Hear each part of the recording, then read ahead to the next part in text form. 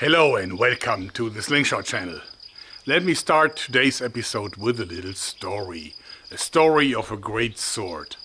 A sword that was so fine that for 300 years it was the most prized and most expensive sword in the Viking domain. The Ulfberht sword. Here is a replica, a fine one. Let me show you its features. The Ulfberht sword was easily recognizable by the cool name that was actually engraved into the blade.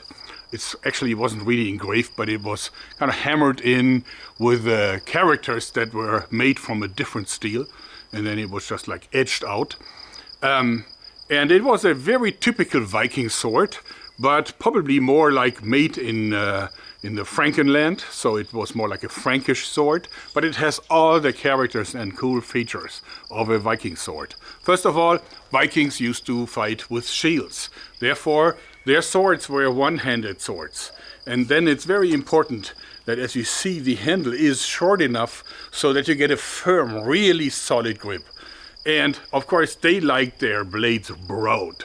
So you got a wide blade, usually with a fuller, so that even though it's pretty thick material, it wasn't getting too heavy.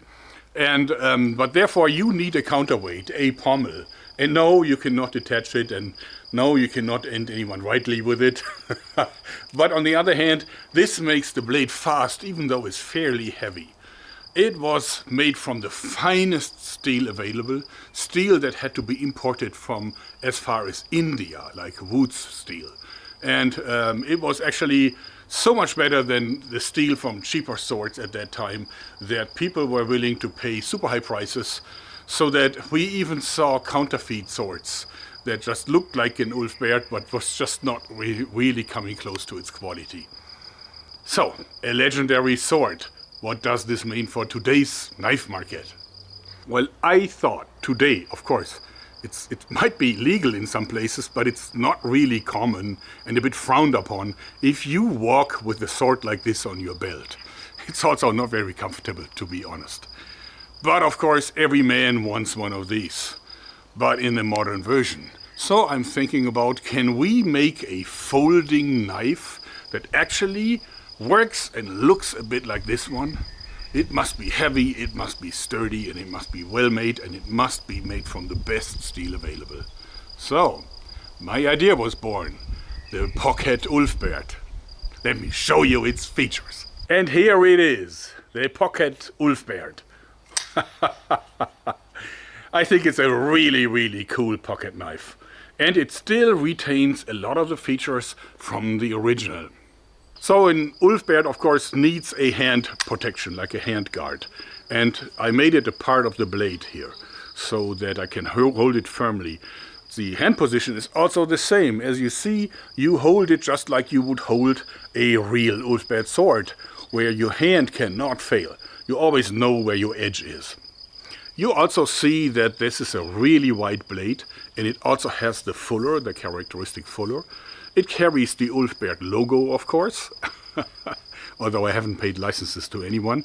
Probably the inventor is dead a long time, maybe 1,000 years or so. It is really, really sturdy. I mean, I used the best, thickest material I could find. The pommel actually really adds weight and makes the blade very quick, even though with about 390 grams, it's a heavy knife. But of course, you don't really feel this, as the pommel itself, of course, is a part of the frame now and not just attached to it. So this made it possible to make a long blade, 120 millimeters long, in spite of the short overall length of the weapon. So when you compare the original and the pocket model, you can see that the length of the handle is about the same. So the pommel and the handguard has about the same distance, so that really you can hold both weapons the same way. In terms of blade steel, of course the original was using Wood's steel, which was pretty much the best steel you could actually buy in ancient times. Now this is offered in two different steel types. The first one, limited to just 1,800 numbered pieces, is actually made from D2.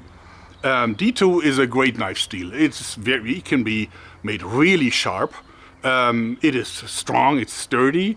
It is, yes, a little bit resistant against corrosion, but you need to deal it right. You need to oil it every now and then and keep it clean. That's the price you pay for the great edge retention. And it's also really, really affordable for a high quality knife steel. So that's why a lot of high quality knives are made from D2. At 99 euros recommended retail price, the knife is pretty much affordable for most of the interested customers, which are knife enthusiasts and collectors. However, there is a version that has not yet arrived here in my place. We're only getting 200 of them, so it's a limited edition, 200 pieces only, made from S90V steel. S90V is a high-end knife steel. Blade HQ actually puts it in the highest category of knife steels, so it's premium. They give it an edge retention value of 9 out of 10. It's really, really good. Only the S110V is ranking higher, giving a 10 out of 10. But I chose to go with the S90V because it's tougher. It has a higher ranking in toughness. And a sword is also something that should not break. So I settled for the best possible compromise of great edge retention and toughness. The S90V version is twice as expensive. It costs 199 euros, but it's also limited to just 200 pieces.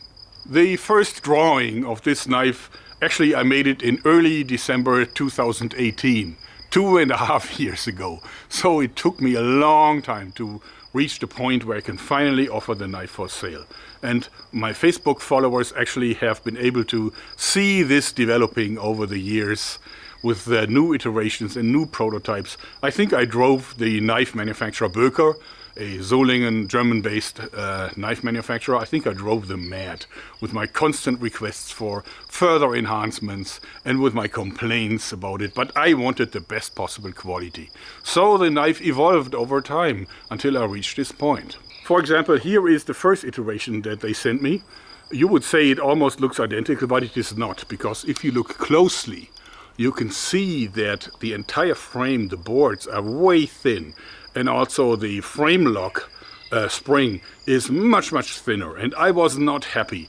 I was not happy with the performance of the blade when you were hacking with it, like Fortune Fire style, right? It was actually starting to develop some play, and therefore I said, this needs to be a lot thicker, which made the knife heavier. So this knife now weighs about 330 grams, while this is 390 grams. That's just because everything is thicker now. You can really see how much thicker it gets. Now, when I increased the power of the spring here, I noticed that it was kind of hard to push it aside because the strength of the spring also increased. So what I asked them to do is to make a little groove in here, which the original knife does not have this, the first iteration, so that it's super easy to put your thumb into here and close the knife. And because you have the hand protection, actually you cannot really hurt yourself doing this. So you release it and then it's very easy to fold. The knife is of course only sharp on one side. Only this edge is sharp, which makes it legal to carry in a lot of countries. And on the other hand, otherwise you would actually slice yourself to death in close condition if this edge would be sharpened. So I just needed to only have one sharp edge because of legal reasons, but also because otherwise the frame would have to be so much thicker and bigger and actually more uncomfortable that it would not really make sense. All right, so just one little issue for the German friends, although there is a German version of this video too. Can this be carried legally in Germany? Well, as you see on your own property, absolutely, in your own home, no problem at all. In Germany, you cannot carry a one-hand opening and also locking knife in public without a reason. Now, a good reason would be if you go camping, if you do outdoor barbecuing, or if you go fishing. That would all be considered a legal reason, justified reason to carry a knife. You can just not take it into a bar or cannot just take it for a shopping tour in the mall. This is not legal in Germany, but to be honest, would you really want to do this? I mean, this is a big, heavy knife. If I go on an EDC tour, what I'm usually carrying is something lightweight and small, like my trusted old, more than 30 years old Gerber.